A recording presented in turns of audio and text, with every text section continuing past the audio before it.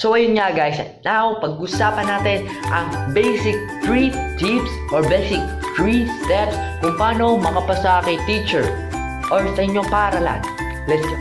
So number 1, syempre kailangan mong mag-recite lagi. Di ba? Gets mo? Ayun nga, kailangan mong mag-recite lagi. Bakit? Kailangan mong mag-recite lagi dahil sa grade K-12 system, ang pinakamataas na porsyento is recitation. So, recitation is equivalent to 50%. Let's say 50%. Pag nag-recite ka araw-araw at hindi ka makapasa ng test, pasado ka. Diba? Ang galing. Nalupitan kayo, diba? So, alam ko, dinidiscuss yan sa inyo ng teacher nyo, pero hindi kayo nakikinig.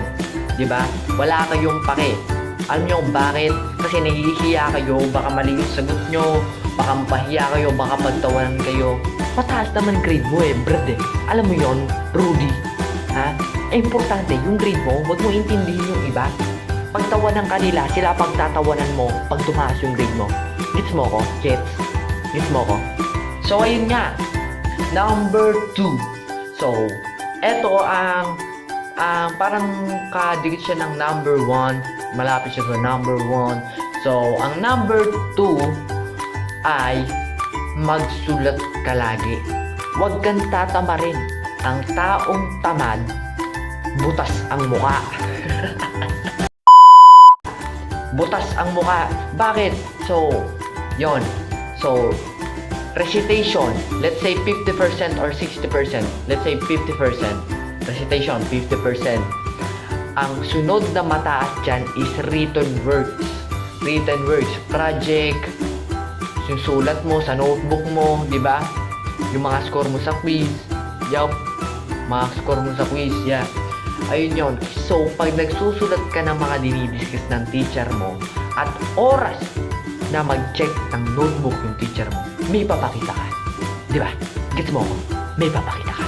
Pag may napakita ka, may 30% ka at nag-recite ka is equal to 80%. Ang taas ng grade mo, Brad.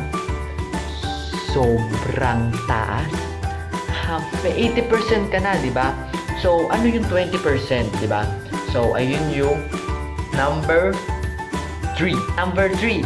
So, yung 20% po is yung test, yung examination, monthly exam, quarter exam. Ayun po yun. So, but 20% lang. Siguro, sa tingin ko lang, sa akin lang naman, yung opinion ko lang, sarili ko lang opinion.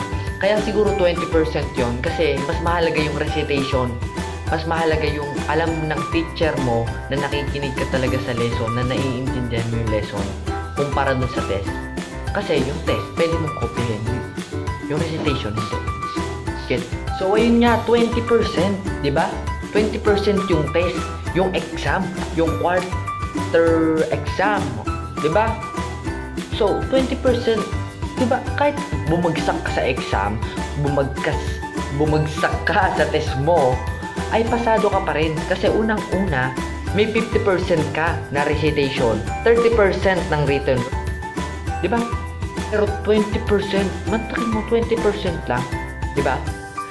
So, let's say, bumagsak ka sa test, bumagsak ka sa quiz mo, bumagsak ka sa exam mo, pero nagre-recite ka lagi. Una, nagre-recite ka lagi. Pangalawa, may mga sulat ka. Mataas yung quiz mo, mataas yung mga output mo na binigay mo sa teacher, yung mga project. May 80% ka agad, so pasado ka agad. Kahit nga recitation, pasado ka na agad kasi 50%, di ba? So, kahit bumagsak ka sa exam, pasado ka pa din. Kasi may 80% ka nga. Di ba? Gets mo? Kaya kung ako sa'yo ngayon, magbago ka na. Mag-recite ka na lagi. Huwag ka nang tamadin magsulat. Kung tamad ka alam ko yan. Naiintindihan kita. Kasi parehas tayo. Tamad din talaga akong mag-review. Sinisipag lang. Pag nandyan si nanay. Yun nga. Kung ako sa'yo, Rudy, magbagong buhay ka na. Make it happen. Huwag lang imagination na perfect or tumaas yung grade mo. make it happen. You just followed my 3 fucking steps. So yun nga guys, magpapaalam na po ako. I am C. Biscal and thank you for watching mga Rudy, mga loyal kong viewers dyan.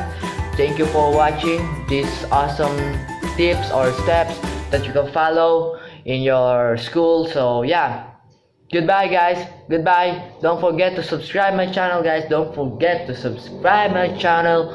At don't forget to like this video kasi mahirap mag-edit guys. I know it, you know it. Mahirap mag-edit. So yan guys, thank you for watching again. Sana manood pa kayo ng mga previous kong video. Thank you for watching. Goodbye guys, goodbye. Final, goodbye, goodbye, goodbye guys.